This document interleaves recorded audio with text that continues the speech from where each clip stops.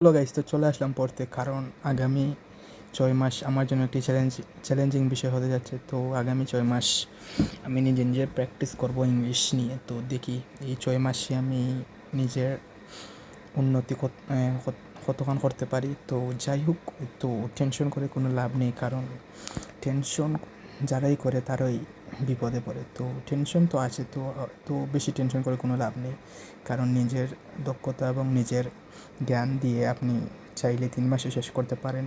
তো এটা ডিপেন্ড করে আপনার উপরে। তো আজ আমি ল্যাপটপ ইউজ করব না, তো আজ আমি টাইপিং, নিজের হাতের লেখা এবং নিজের নলেজটাকে আর একটু ট্রাই করব। দেখা যাক নিজের হাতের লেখা এবং তো বর্তমানে আইএলটিএস এর প্রিপারেশন হচ্ছে ল্যাপটপ অথবা ডেস্কটপে, কম্পিউটারে।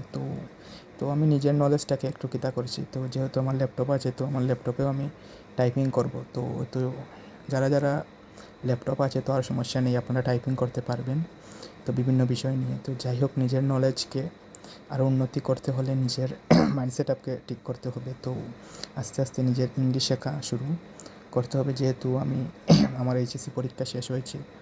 তো যাই হোক, এত টেনশন করে কোনো লাভ নেই। আমি দেখি আমার নিজের দক্ষতা এবং নিজের একটা স্কিল শিখব। তো দেখা যাক কী করা যায় সামনে। লেখালেখি করে তো এখান থেকে চলে গেলাম তো আমার বিছনাতে আমি পড়বো এখন থেকে। দেখি কি লেখলাম। তো চলে আসলাম আমার সেই ঘুমানোর জায়গায়। তো সেখানে বসে আমি ঠিকমতো রেকর্ডিং করতে পারি না, তো একটু সমস্যা আছে। তো যাই হোক, বিছনাতে আসার পর এখান থেকে কী পড়বো, যে বড় গাইড, তো সমস্যা শুধু আগামী আমার টার্গেট থাকবে প্রায় 6 মাসের মধ্যে নিজের ইংলিশ স্কিলটাকে আর একটু সুন্দর করে এবং ঠান্ডা মাথায় শেখা। তো যাই হোক, 6টা মাস আমি সময় দেবো এটার পিছনে, যেহেতু আমার আইএলটিএস কেতা এইচএসসি পরীক্ষা শেষ হয়েছে। তো আস্তে আস্তে আমি গত 2 দিন আগে এটি আমি শেষ করেছিলাম, কিন্তু আর ঠিকমতো কয়েকদিন পড়তেই পারিনি। তো যাই হোক, আবারও চলে আসলাম। তো কয়েকটি ভোকাবুলারি সম্পর্কে আপনাদেরকে বলি। তো এগুলো আমি নিজে নিজে ট্রাই করছি, যেহেতু ভোকাবুলারি আইএলটিএসের জন্য একটি অনেক বড় চ্যালেঞ্জিং বিষয়। তো বর্তমানে তো আইএলটিএস কম্পিউটারে অ্যাড হয়েছে। তো তো ট্রাই করলাম হাতের লেখা, তো হাতের লেখাও একটু ট্রাই হলো। তো কম্পিউটার তো আছে, তো কম্পিউটার আমার ল্যাপটপে তো আছে, সমস্যা নেই।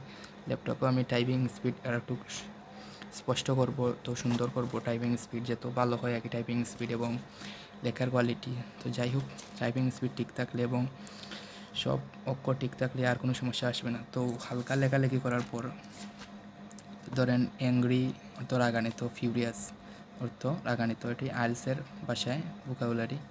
তো যাই হোক, এখানে কয়েকটি শব্দ আমি লিখেছি। ধরেন গুড অর্থ ভালো, আউটস্ট্যান্ডিং অর্থ অসাধারণ, happy, delighted, think, reflect, walk, stroll, head, সোল্টারিং।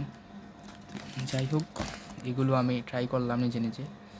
তো আমার মূল প্র্যাকটিসটা থাকবে আমার ল্যাপটপে, যেহেতু 6টা মাস পরে আমি এটির একটি চ্যালেঞ্জের সাক্ষী হব। তো যাই হোক, আমি নিজে নিজে ট্রাই করব। এখন আর আমি কোর্সে ভর্তি হব না, যেহেতু সামনে অনেক কিছু আছে, সেগুলোকে ফেস করতে হবে। তো এগুলো আমি বর্তমানে আজ থেকে সামনের 6 মাসে আমি দেখি নিজেকে কতক্ষণ উন্নতি করতে পারি, এবং খুব সুন্দরভাবে ঠান্ডাভাবে আস্তে আস্তে করতে হবে, কনসিস্টেন্টলি মেনটেন রেখে। তো এইগুলো ড্রিঙ্কস, এরপরে চেয়ার্স, টোস্ট, শুধু পড়ালেখার ভিডিও না, বিভিন্ন ধরনের ফানি ব্লগিং ভিডিও আপনারা পাবেন এই চ্যানেলে। তো যাই হোক, আপনারা ভাবতে পারেন এগুলো। তো আমার মূল টার্গেটেই শুধু 6 মাস পরে আমার কোর্সটি, ঠান্ডা মাথায় ইংলিশ কোর্সটি শেষ করা। তো আপনাদের সাথে এটি শেয়ার করলাম। তো যাই হোক, এটি আপনাদেরকে বলছি। ধরেন আমি যেগুলো দেখাচ্ছি আপনাদেরকে, তো সেগুলো আপনারা ট্রাই করবেন বাড়িতে। তো ভালো না লাগলে আপনারা বিভিন্ন জিনিসও করতে পারবেন, কিন্তু যদি ভালো লাগে তো আপনারা ট্রাই করতে পারবেন, দেখবেন আপনার মাইন্ড সেট আপ এমনিই মনে হয়ে যাবে। তো আরেকটা জিনিস করতে পারবেন, ধরেন সকালবেলা যদি আপনি এটি ট্রাই করে এবং মুখস্থ করতে পারেন তো এটি একটি অসাধারণ হবে।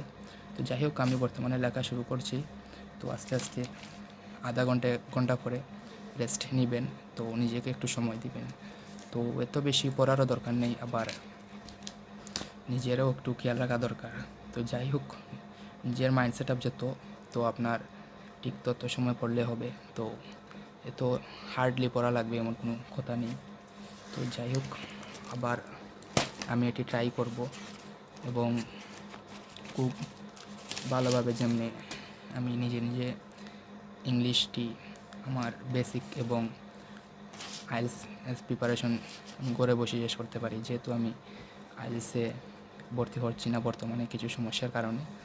তো যাই হোক, সমস্যা যেহেতুই থাকুক না কেন, আপনাকে টাইম বের করতে হবে, কারণ নিজেকে যত বেশি সময় দিবেন, তো এসব ঘোরাঘুরি বাদ দিয়ে নিজের প্রতি আমি একটু আলাদা সচেতন হচ্ছি, যেহেতু নিজেকে অনেক দূর এগিয়ে নিয়ে যেতে হবে, কারণ সবাই তো দেখবে শুধু নিজের টাকা পয়সা, তো আর কিছু নেই। তো যাই হোক, নিজের স্কিলটাকে আরও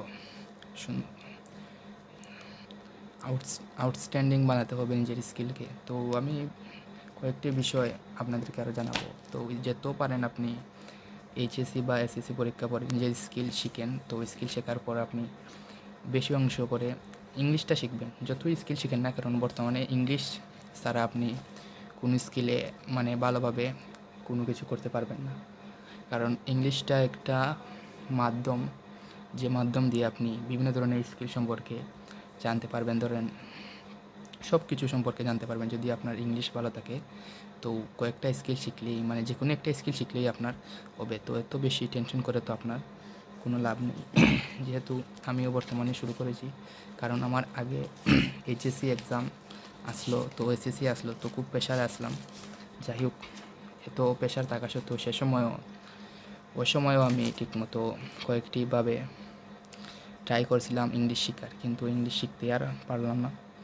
যাই হোক, এখন বর্তমানে এইচএসসি শেষ হয়েছে, তো এখন ট্রাই করব আজ থেকে আগামী আরও 6 মাস পর আমি দেখব নিজের কনফিডেন্স এবং নিজের ইংলিশ স্কিল কতখান পর্যন্ত যেতে পারি ইংলিশ স্কিল নিয়ে।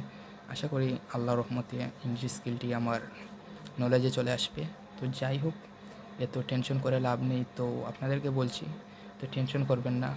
আপনি যদি পারেন 3 মাসের ভিতরে আপনি স্কিল শিখতে পারবেন, অথবা 2 মাসের ভিতরে, এটা আপনার নিজের উপরে ডিপেন্ড করে। তো এত টেনশন করে কোনো লাভ নেই। যাই হোক, আর এত বেশি আপনার যদি টাইম থাকে নিজে নিজে কিছু করার, তো নিজে নিজে চেষ্টা করেন এখন, কারণ আরও 5 বছর পরে তো আমাকে নিজেই করতে হবে। তো এখন থেকে আমি শুরু করি, তো এত টেনশন কিসের? তা আমি আর 5 বছর পরে যদি আমার শুরু করতে হয়, তো আমি এখন থেকে আমি শুরু করি না কেন? সেটাই আমার মূল লক্ষ্য। আমি বর্তমানে এখন থেকে শুরু করেছি। তো বন্ধুদের সাথে ঠিকমতো আড্ডাও দেওয়া হয় না, কারণ নিজেকে নিজের লাইফ গুছাতে হবে, ঠিক করতে হবে। তো সবাই দোয়া করবেন আমার জন্য। আসসালামু আলাইকুম।